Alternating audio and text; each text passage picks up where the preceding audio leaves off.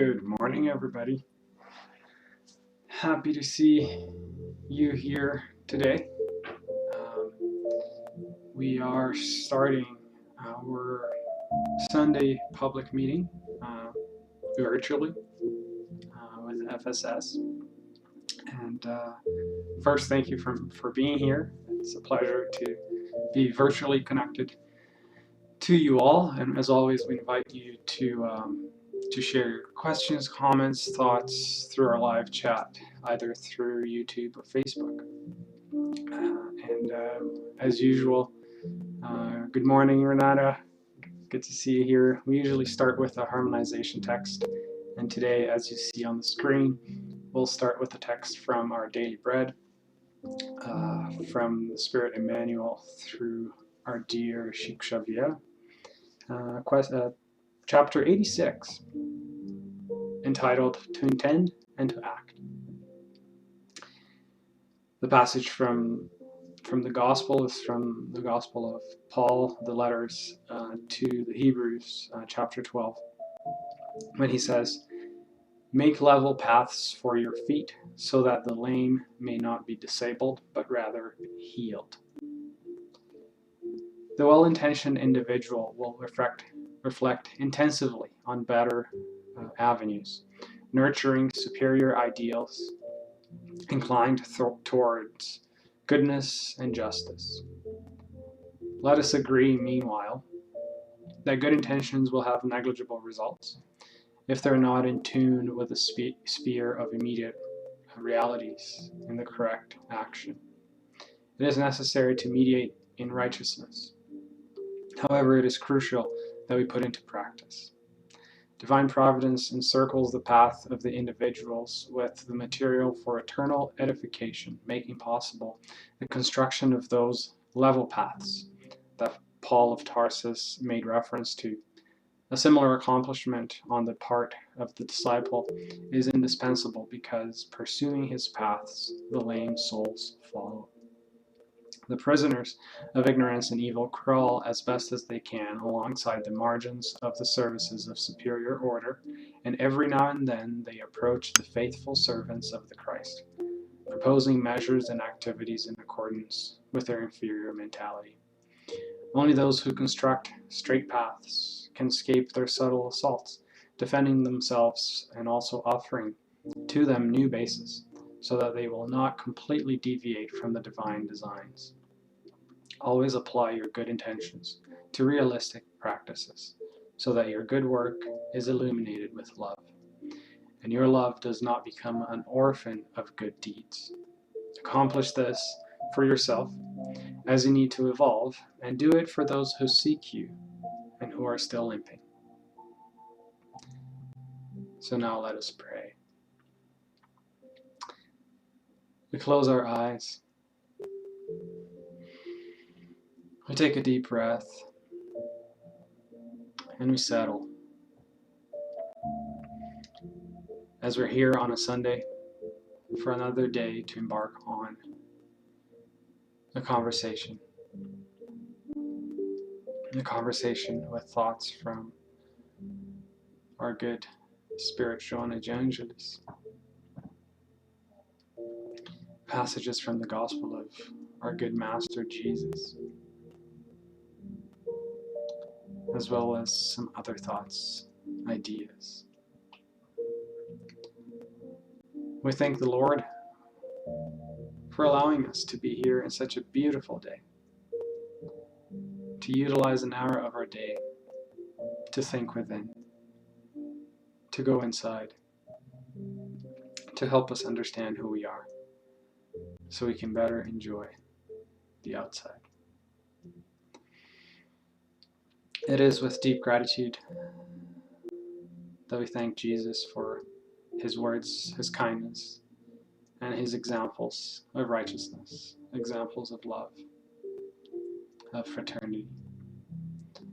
And we ask our guardian angels today that they help inspire us, that they help us open our hearts for their divine intervention, their intuition, so we can find the words in this talk that touches us and hopefully can guide us and help us make ourselves better and better spirits. So be it. Thank you again, and welcome, Desiani, Priscilla. Glad to see you here. And like I said before, questions, comments, thoughts, you can share with all of us through our YouTube and Facebook chats. So let us begin our talk, and we will be talking about self-awareness today again. And this is part 3 of our series of talks. And the topic today is called "When I Look Back, Can I See Some Improvement?" And I will be relying on you guys heavily on this one, because this question is completely based on a reflection that we do with ourselves. So I will be presenting a few things, but the invitation is for you to utilize those things to reflect within yourself, to see where we are, where you are, and where you want to be. And we'll be utilizing again the series from lectures from Alidio Cerqueira Filho, from the Spiritist Federation of the state of Mato Grosso in Brazil, and called Safe Guidelines to Develop Self-Awareness. We'll also be utilizing a few passages from the Gospel, from Luke, from Matthew, and from John, and a couple books from Joana de Angelis through the medium Givaldo Pereira Franco, called Conscious Moments and Integral Man. These books, they don't have a translation yet, so I use my limited knowledge to try and translate it so it would make sense to us. So it's not word by word what Joana wrote, but it has my translation added to it. Good morning, Juliana. Glad to see you here today. So as I said, this talk is a series of talks. There's 6 of them. We're halfway through it. Today is self-awareness, evolution, and maturity. And the purpose, the objective of this talk is for us to reflect about our human evolution and the maturing process towards self-awareness. So we'll be splitting the presentation in 2, basically. First, talking about human evolution, and we'll focus on the conscience, different states of our conscience as we evolve as immortal spirits. So the question that I had at the beginning, right, when I look back, can I see some self-improvement, right, as the title of the talk. The invitation now is for you guys to, as we start seeing these levels of conscience, think about your own lives, right? Our own lives. Where am I? And most importantly, how did I get here? Was I, have I improved a little bit, right? When we see these different types of conscience, can we see aspects of our lives that were in a lower type conscience, and now we've improved, right? So I'll heavily rely on you to make this reflection. And as well, the second part of the talk will be on the maturing process towards self-awareness. So our levels of maturity as we go through life. And again, rely on you to utilize that knowledge to see where am I in my maturing process, right? And hopefully I'll remember myself, I'll remember to remind you all of these reflections. So as usual, the very initial reflection I wanted you all to do is, you can close your eyes if you want. And the first one is, how well am I able to access my conscience? We understand that the divine laws are within our conscience, so how well can I access it?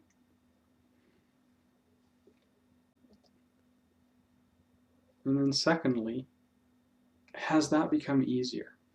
if I look back in time, have I been able to access my conscience a little bit more or a little bit better with a little bit more clarity, right?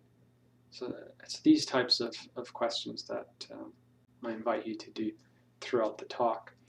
And the third one, as I become more self-aware, right? Since we're talking about self-awareness, have I experienced more freedom? Has this idea, has this reflection and knowledge about myself, has that helped me set me free?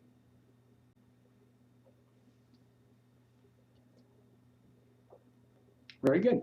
So every single talk I'm doing about self-awareness, I'm starting with this slide because I think it's quite important. It is very important to me to explain basically why, right? Why I talk about self-awareness. And the purpose is, it's a very self-reflexive proposal, right? To firstly understand who we really are, right? Not to be only thinking about who we want to be, because when we do that, we forget about who we are right now. So the intent is to understand who we are, right? And then also reflect where we've come from. And that way we're able to look at ourselves with truth, right? With honesty. And because Jesus told us in John that you will know the truth and the truth will set you free, right? So what is this truth, right? Well, what is going to set me free, right? The truth is two. There are two truths. First one is the divine truth, right? It's something that we find in the divine laws, right? In our conscience, we find in the Gospel of Jesus, we find in the Spiritist decodification, right? The Kardec books. And the second one, and the one that we're inviting ourselves to hear, to pursue, is the internal truth, is to understand who we are, understand all the bad inclinations that we have and accept them, and then also look at all our virtues, right? Truly understand who we are. Why? Because we simply cannot change something we don't understand, right? If your car is broken, are you going to ask a random person, or are you going to go to the mechanic to have it fixed, right? The mechanic can fix the car because it understands the car, it knows the car. Right? The same thing applies to us. How am I going to change myself? How am I going to evolve myself if I don't understand me? If I don't know who I am, right? So that is kind of the little spiel about why self-awareness, right? Why are we even bothering to talk about this? So hopefully that resonates with some of you. And the other invitation too is, like we always say, the golden rule, right? Do unto others what you wish would be done to you. So through self-awareness, right, we're able to understand what truly we want for our lives, because we know what we're missing and what we've already accomplished. So when we truly know how we want to be treated, what we want for us, we can better do that for others. And Joanna Gengelis, she starts, or Alidio, my bad, he starts bringing a text from Joanna Gengelis in the Integral Man, talking about authenticity.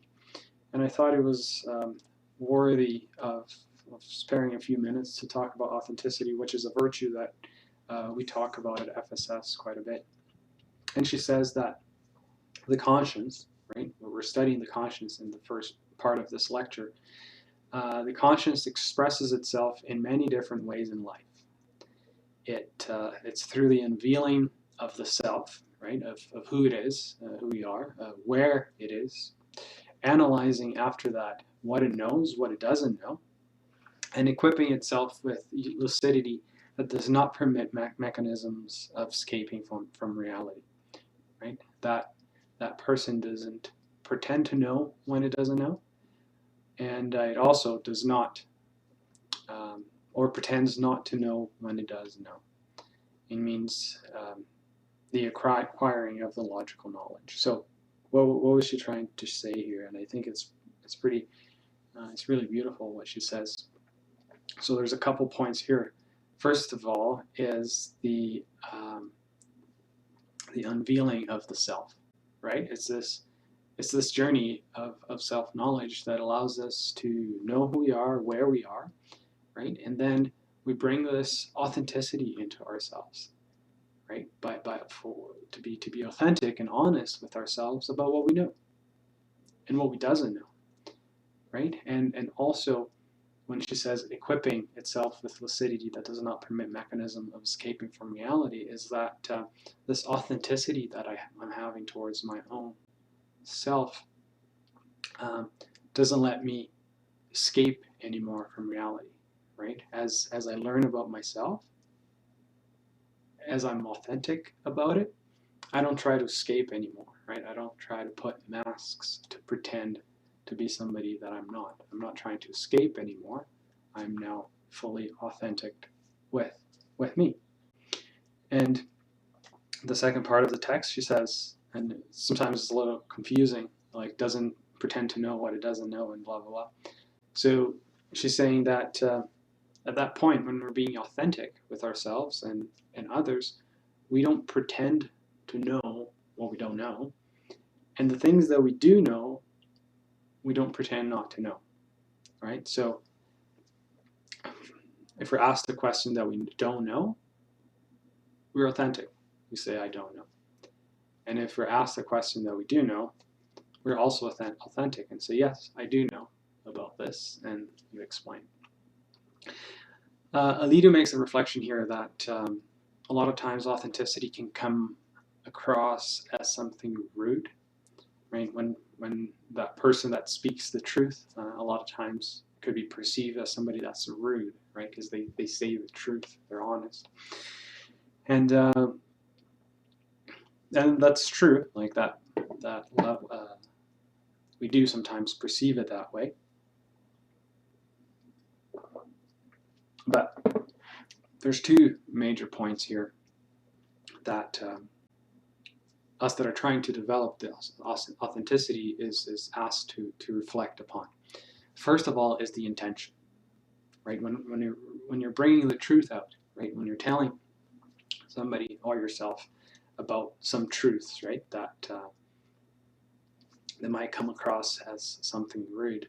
The first thing is, what is your intention? What is our intention with telling somebody the truth, right? Telling the truth about themselves, right? Calling them out on something they're not doing correctly, for example. What is our intention, right? Is it an honest intention where I want the better for the person? I want the best for the person. I want that person to improve. Or am I doing this to point out errors and mistakes on others so it makes me feel better? Or is it because I want that person to change because then it becomes convenient to me, right? I want that person to be more caring, for example, because I'm trying to fulfill a need for affection that I have, right? What is the intention in this comment that I'm making to the person, right? Is it for the betterment of the person, or is it because of some ego that I'm letting out? And then the second one is around communication, right? If I'm telling somebody that might not go well with them, for example, is how much work am I putting into my communication, right? Am I trying my best to communicate that in a way that brings compassion, that brings empathy, right? That we'll try our best for that to come across as something very loving, something very kind, right? So the person doesn't perceive that as a judgment or as criticism, right? So we can do our best. We can never change the way that person will perceive that comment, right? Because that belongs to the person. But am I doing my best for that communication, right? So those are the two things that we wanted to bring with regards to authenticity. Because as we've become more self-aware, as we become more authentic, as we become closer to the truth, we are invited to speak the truth, right? So it's really important for us to think about the intention and the communication that we're using when talking about the truth. So, like I said, we'll be talking about conscience, basically looking at human or spiritual evolution from a conscience perspective. And then the second part of the talk, we'll talk about moral evolution. And again, the invitation here, this talk is quite descriptive. It's got a lot of terms, and I was debating whether this was material for a talk or more a study. It is more geared towards the study. So the invitation here is, as we explain these different types of conscience, right, reflect, where am I, right? Which aspects of my life might already be in an awakened conscience, in a transcendent conscience, or which aspects of my life are still in a conscience of sleep, right? So again, reflecting about ourselves, where we lie within here. And so the first conscience that Joanna Gengelis describes, and she is utilizing the psychology of the transpersonal psychology, right?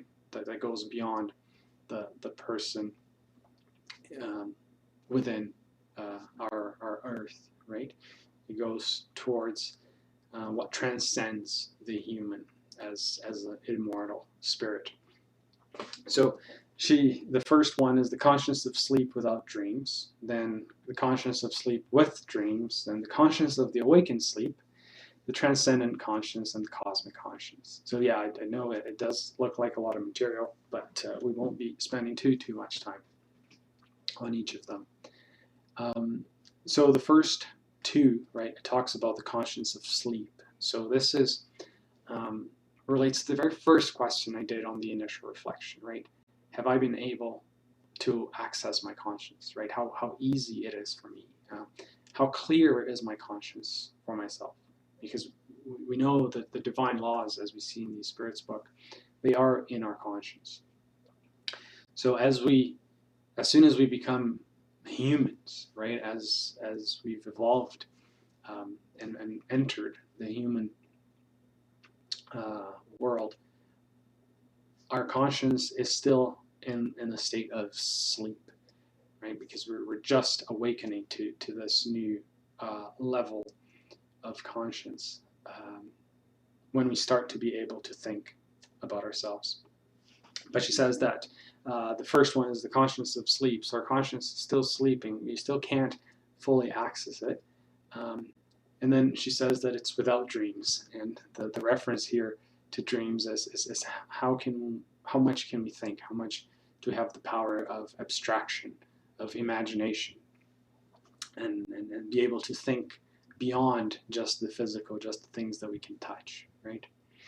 And so this one is characteristic of the primitive humans, right? And if we look back in history, right, when we first started to become humans, right, that level of conscience, we're very we have those primal instincts, right? We were created ignorant, so we still we're basically all ego. We're basically all instinct, all ignorance, right? We're driven by that instinct. And in that time, Alito makes a reflection about free will and how at that time our free will is fairly limited. We're still being tutored a lot by spirits, because the analogy here is talking about a kid or a child, right, from 0 to 2 years old. Their free will is limited because they don't know what they need. They don't know how to behave. They don't know what's best for them, right? So in that time, they do need a lot of tutoring, which is the same here. That's why it's the conscience of sleep without dreams. So the humans in that stage, they still don't have the ability to think about abstract things, to imagine, and so on. So again, they're very instinctive and basically those primal survival instincts. And then as we evolve, we move on to the conscience of sleep with dreams. So now with dreams, as we're able to abstract a few things, we're able to think, we're able to to intelligently make decisions. And in this stage is when, for example, we start to become more of a society. We start to love. We start to develop affection. Right? You don't just have. We don't. You actually create a relationship, an affectionate relationship. Right? It's not just to reproduce, for example, but you actually love the partner, and you actually love. You develop that affection and that sense of society. So that's the second stage that we go through. And Alito describes that here is when the spirit starts to be able to also develop its creativity. And he says that this creativity is fueled by the ability of ourselves as we sleep, as we rest. Our spirit can disconnect from our bodies and go and learn things in the spiritual world. And that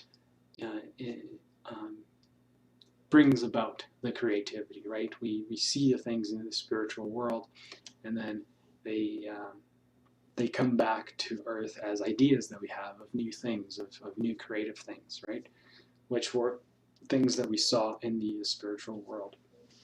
So these are the two the two first levels. And then when we get to this third one, the conscience of the awakened sleep, right? So now Joanna says that at this point we have a personal determination, right, which is coupled with our will, right, in Portuguese, a vontade, which conducts the self to noble ideas, to the discovery of the purpose of its existence, the aspirations of what is essential, right? So again, just a check. That invitation to think about where we are, where we used to be, and things like that. We can start reflecting about that on your own. So in this time when the conscience is awakening, right, we're able to access our conscience more.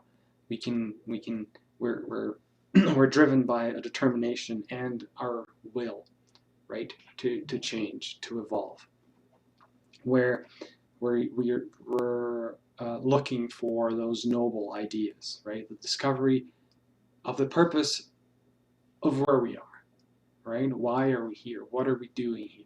Like when we were back in the first level of conscience, all we thought about is it's getting food and being able to find shelter, right, for us to survive. Now our conscience allows us to start thinking about purposes of our existence. What are we doing here? Why are we here? Where did we come from? Where we're going to? So we have that level of abstraction, right? Where we start to aspire for what is essential, right? Our focus shifts from wanting what's material, what's going to give us like imminent pleasure, and we start to aspire for what is essential, what's going to bring the evolvement of my immortal spirit, right? So here, as you see, our conscience is starting to awake, right? We're starting to be able to see and to read our conscience a little bit better. And the other one that Joanna describes is the transcendent conscience. So the whole awakening of the conscience is not enough. Because in this level we start to identify with ourselves, right? We're able to identify with ourselves, and this brings a true liberation of the self, right?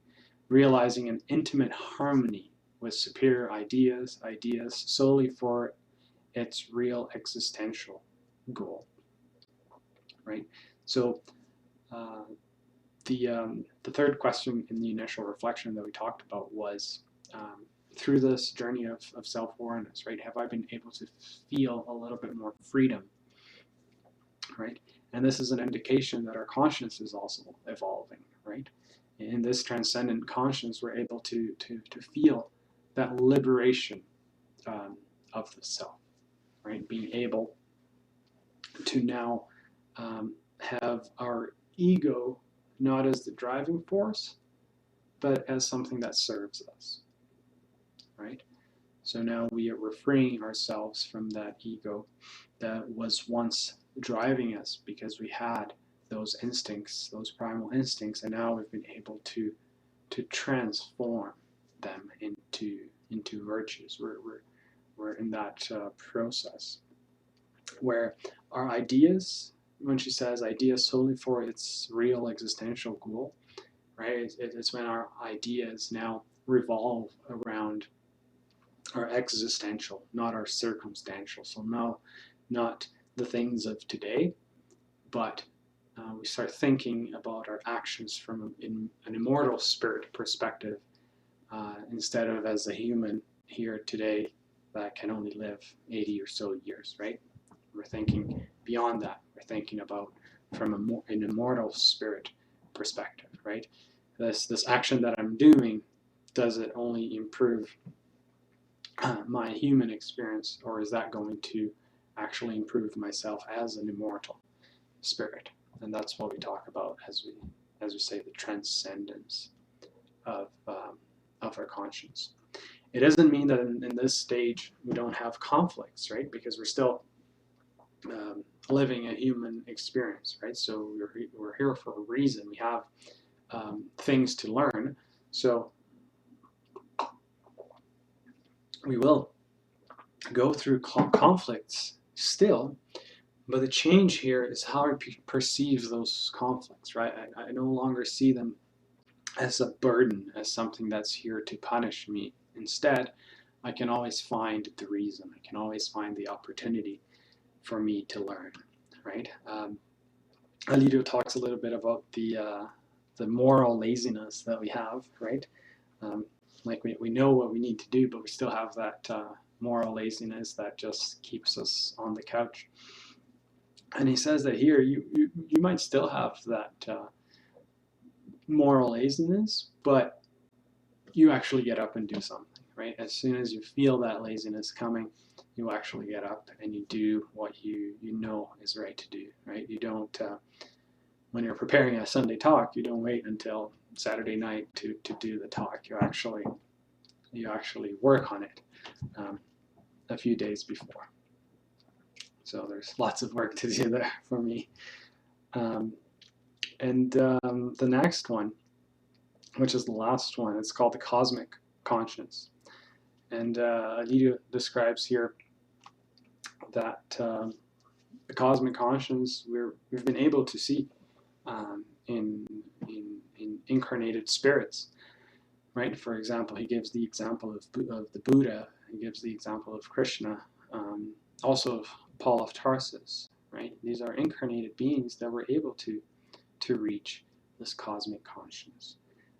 It's not the level of Christ, right? It's not the level of Jesus Christ, but it is of a superior spirit, right? Jonah says that the accomplishments from the transcendence, so the things that we worked on in our transcendence, right, always working for that immortal spirit, allows this illumination. And she says that this illumination is when we're able to bond with the cosmic conscience, with the conscience of God, right? We're able to be in line with our conscience, to fully see it, right? We might not fully live it just yet, but we can fully see our conscience. We're in constant contact with that conscience, which is our connection to God, where all our divine laws are written, right? So it is pretty nice to understand about the different types of conscience, so we're able to place ourselves, right? And again, it's not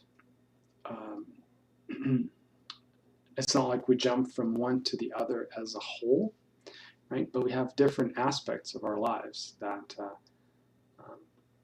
in a certain aspect of my life I can easily access my conscience. In a different aspect of our lives I cannot, right? I'm still very ego driven in a lot of them. So it's just understanding which aspects do I exhibit a more evolved, a better ability to access our conscience than others, right?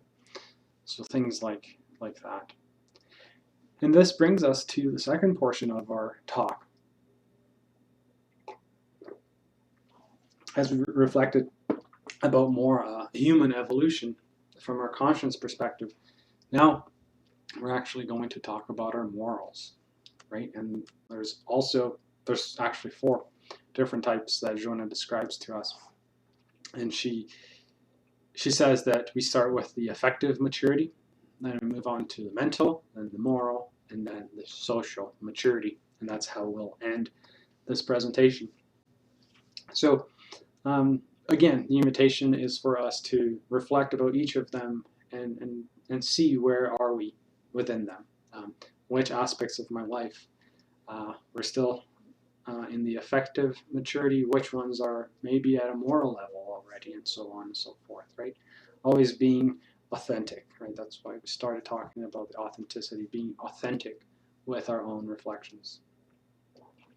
And the first one, the affective maturity, when Joanna describes 2 types of people, right? And these levels of maturity will always see 2 different movements. And she says, in the affective maturity, you have first a captive person, which is the person that has a very selfish, very egocentric, very narcissistic behavior, right? That's usually how they behave. It's that person that only wants to receive, which in the end might lead to some sort of disturbance.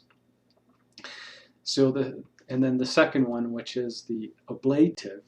I had never heard that word before, but it is a word used in religious talks or religious books, and it means the act of making a religious offer. That's what ablative means, right? It's the act of making a religious offer. So she says that the ablative person is the one that has an altruistic behavior now, right, of giving, where love, and this is a translation from what she said, right? Love is the flame that offers clarity and heat, that brings peace to time, that brings the balance between the ones who love and the ones who become loved. So again, we have the 2 different types of behavior, and the affective maturity is going from one to the other, right? Is being able to transform our egotistic behaviors into altruistic behaviors, right? We're always looking to give unconditionally, give to ourselves and give to others, right? As Matthew said, or sorry, as we see, as Jesus said in Matthew in chapter 16, right? Whoever wants to be my disciple must deny themselves and take upon their cross and follow me, right? Is this surrender, this unconditional giving to ourselves and to others, right?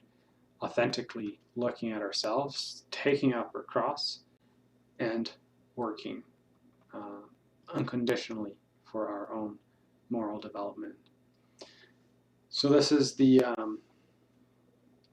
affective maturity that Jonah brought us, and I hadn't heard about these 2 words before, but anyhow, now it helps me understand a little bit more about myself. And the second stage, right? It's the mental maturity now, and she says that thanks to the comprehension that life is rich of meaning, and also the meaning of immortality, with that recognition, our interests, they change, right? The landscape, she says that the landscape brightens through the sun of reason, right, which substantiate faith in men, life, and God, right? So she's saying that through this mental maturity now, we start to see the meaning of life. We start to see the meaning in the trials and expiations that we go through, right? We understand immortality. And through that, she says that our interests change, right? Before we were only interested on those things that would give us immediate pleasure. Now we start to think from a different perspective, right? Our interests, the things that we're after, they now change, right? They become closer to that thought of the immortal spirit, right? And which are the basis, right, to create this convict, yeah, to create this this true faith in man, life, and God. And so Joanna brings a couple.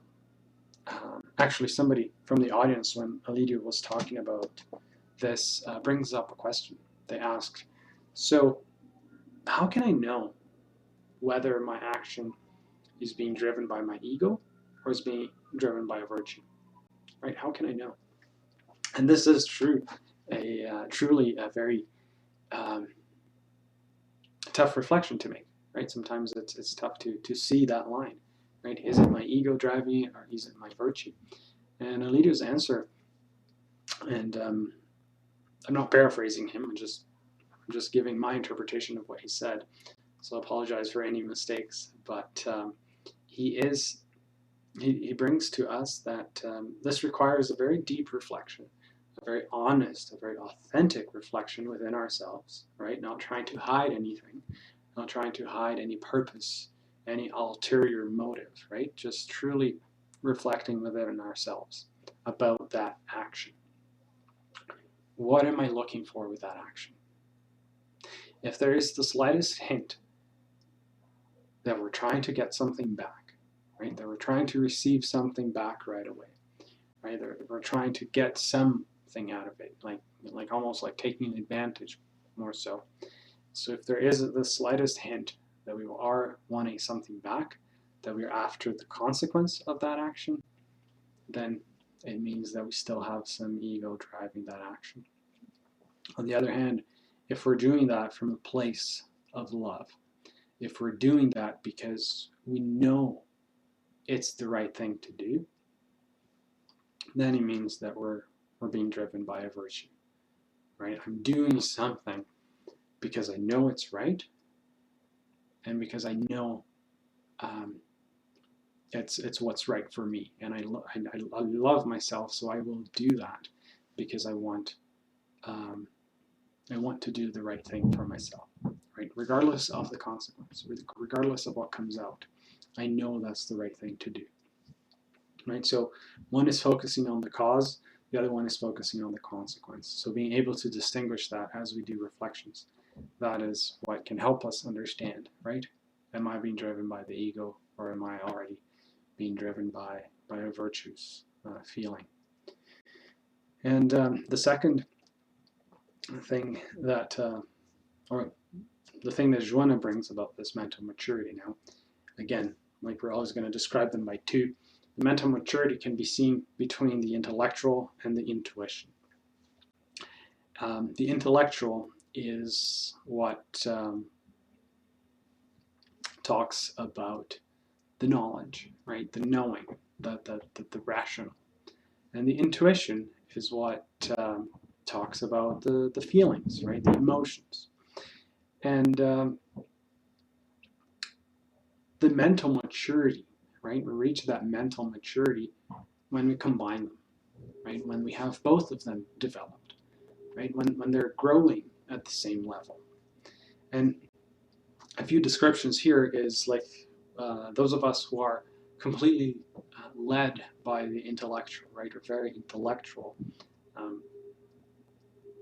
A characteristic of that is those of us who try to impose the things that we know, right? We want the other person to believe on everything that we believe, right? We always are trying to convince the person, right? And if the person doesn't agree with us, we put them in a different level, right? We don't respect them as much because they don't agree with us. So this is characteristic of somebody driven by the intellectual. The second one is the intuition, right? The emotion. And at least at work, we start hearing a lot about this emotional intelligence, right? So this is it, right?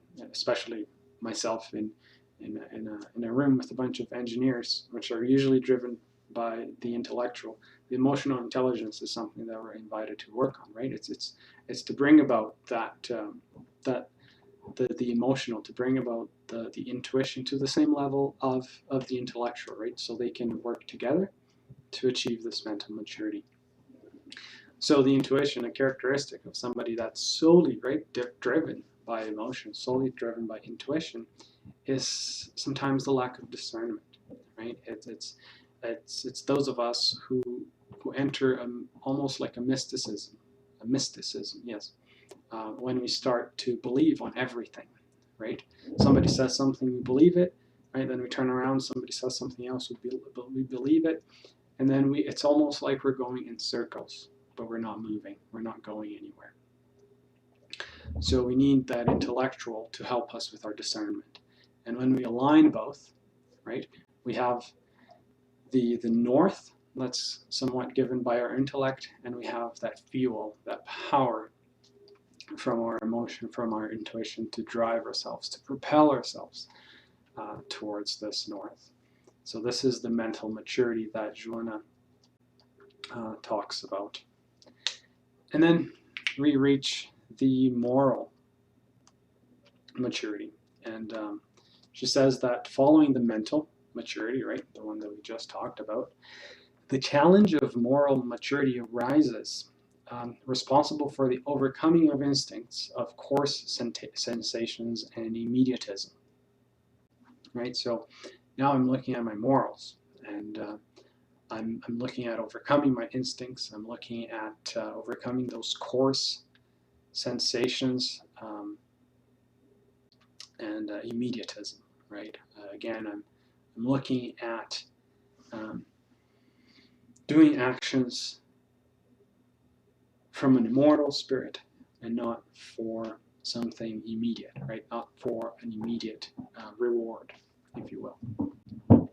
And this is where Alito describes a little bit about the golden rule, right? So he makes this comment about the moral and about the golden rule, how we can see in society, in different areas, how the golden rule is still very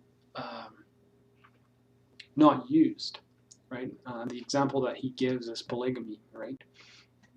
Where the husband can have many wives, but the wives cannot have many husbands, right? So there is a disconnect there with the golden rule, right? Do unto others what you wish would be done to you, right? So the moral maturity is achieving that golden rule, right? Being able to say and to act upon it, right? The things that we're doing, they follow the golden rule.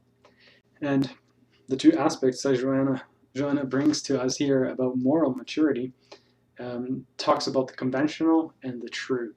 So the conventional moral that she brings to us is that one imposed by society, basically, and not trying to be exclusive of anybody, society as a whole, where the morals of that society, right, it varies, it changes. We can see that throughout the world at this time. We can also see how our moral evolved as the earth evolved, as humanity evolved. And so it depends on the time, it depends on the civilization, it depends on the culture, it depends on the location, and so on and so forth. So that's the conventional morality, right? That changes. And then we have the true morality, right? The true morality is the one that succeeds the conventional. It succeeds the here and the now. It's that truth that is doesn't change, right? It's the truth that we see that is applied in any time, which is the truth of the moral of Christ, right? It's the truth that we see in Joanna Gengelis. She brings us, it's the truth that we see in the Ten Commandments and the truth that we see in the Sermon on the Mount from Jesus Christ. And Alito gives a brief description or a reflection about the Ten Commandments and the Sermon on the Mount. How the Ten Commandments, it revolved around a lot of prohibitions, right? A lot of this is what shall not be done, right? And that was, again, necessary based on the level of maturity and level of conscience of the people in that time, right? Of ourselves, right? Back in the day, where we didn't have the ability, right, to the abstract thinking to be able to very easily discern what's right and what's wrong, right? We needed to be told black and white. And since then we've evolved, right? And then Jesus came about to teach us about love, right? Where he started to resignify some of those. And the Sermon on the Mount is a great passage that basically, to me, is like a moral testament, right? It contains a lot of moral maturity, things that we could be looking after. And it doesn't tell us this is forbidden, this is correct, but instead it invites us to think, and it invites us to utilize our conscience, to utilize our maturity to create discernment for us to be able to gauge this is right and this is wrong, right? We can see that freedom that we were talking a little bit about earlier, right? We no longer need to be tutored so much. We are able to think on our own, right? Utilizing these parameters, these things that build our knowledge, that build our intellectual, we can use that to help our discernment, right? So that was one of the big invitations that Christ made to us, right? Here are a few lasting thoughts. Can you utilize them with love to find discernment? And then the last maturity is the social. The social maturity, Joanna says, after the moral is conquered, the social maturity arises naturally because the being becomes self-aware, right? So again, we're talking about self-awareness, right? In the social maturity state, we've become fully self-aware, right? We become harmonious within us and with others, with a group, right? We become the binder, right? And when we're talking about social maturity, is that person that likes to bind people, like to bring people together, to create a society, to create a group, right? Always being understanding of ourselves and of the group. It's a natural leader, right? Always providing well-being around themselves and always having that joy of living. Again, the invitation is to reflect about our lives, where we show this, where we don't, right? We're not expecting anybody to always display this social maturity, but we can see in some people that in certain aspects of their lives, they're already able to be here, right? So it's a great reflection for us to do, right? Maybe I am here in some aspects, on many others I'm not. So what's the invitation, right? What can I do to get there now that I know how, more or less, how to do it? And then we get to the fraternal society, and this is the last slide of this talk, where Jonah says that the individual cannot live without relationships. Otherwise, itself alienates. Its development arises from its contacts with nature and creatures, interpersonal relationships, renouncing the inner freedom to become full within the group. Become full is to, the word in Portuguese is plenitude, right? To find the plenitude within the group, right? Be able to bring not only yourself to this fullness, but also to invite and propel the group to find it as well. And also she says that who succeeds their individual conscience, overcomes violence, overcomes separativeness, and becomes an affectionate and rational being. It integrates the social group, promoting and developing each time a richer understanding. a richer fraternity, a richer love, a richer peace. So with this one, the reflection is about those meetings that we have once a year, for example, with the Projeto Espiritizar, right? They come here every year. They've come here every year, I think, for the past 5 years now, I think, where we gather around for a weekend and we're able to develop a little bit of this social morality. We're able to look in each other's eyes, right? We're able to say I love you to somebody who's not part of our family, right? To look in their eyes and say that. Look in their eyes and say I love you. And this develops this social morality. And which is one of the goals of Spiritism. When we look at what is one of its main goals, right? It's to relive Christianity as it was 2,000 years ago.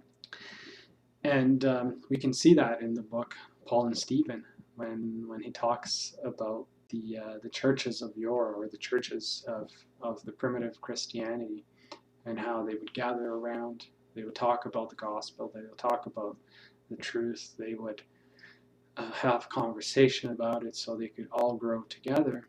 And also, if somebody was sad, if somebody was going through a problem, it became everybody's problem, right? Everybody was trying to help. And if somebody achieved something, if somebody was happy, the entire group was also happy, right? So this is the fraternity that we long for, right? We really long for quite a bit in our lives, and it's something that we're definitely trying to achieve, right? Instead of, a lot of times we can see those movements within ourselves and others, right?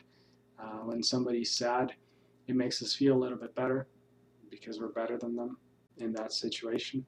And sometimes when somebody's really happy, and because of our competition, because of our pride, we don't feel happy because we don't think we are as good as them. It's that competition. But in this fraternal society, right? It's not. It's the other way around.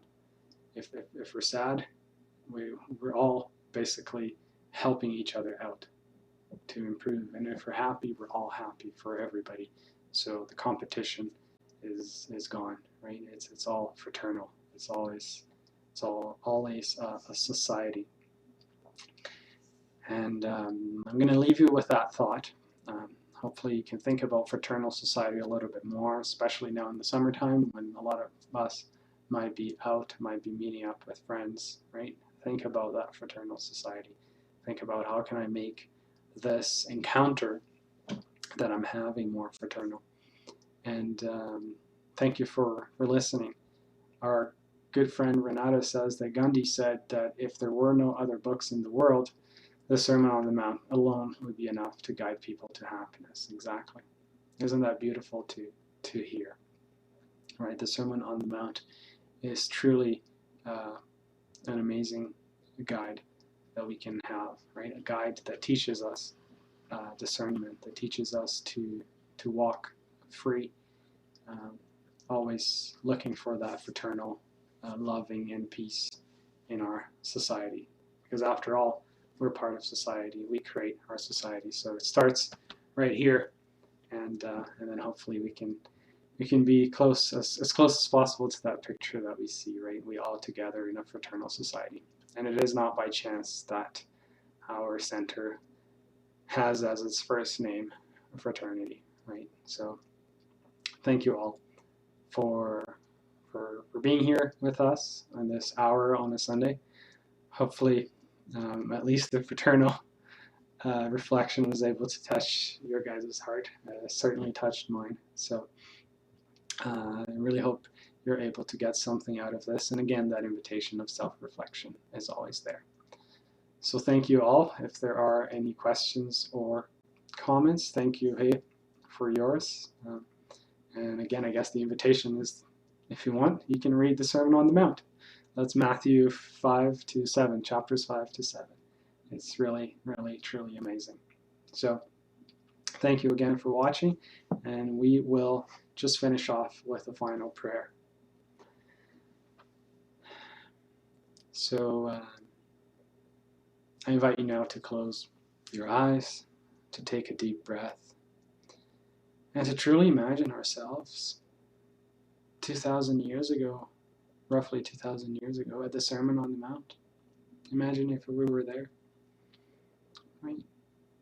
It was a group of people, a society, everybody together, having Jesus as their leader, having Jesus telling us about love, Jesus teaching us about love.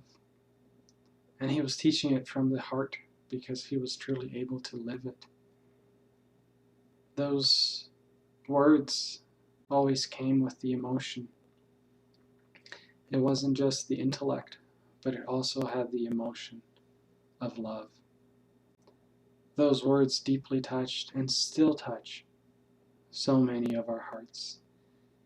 So in that, we're deeply grateful and deeply thankful, Jesus, for those words, for being there for us at that time and for still being with us today, constantly inviting ourselves to build that fraternal society that we so long for.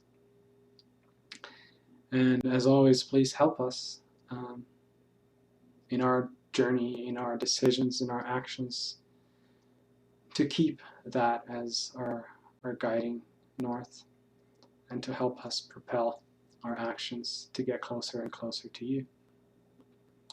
So be it. Thank you all for being here, and I hope you all have a great Sunday. It is a great weather outside. Thank you, Renata, thank you, Eric, thank you, Daciani, Juliana, Priscilla, all of you who were here with us. Have a great Sunday. Bye-bye.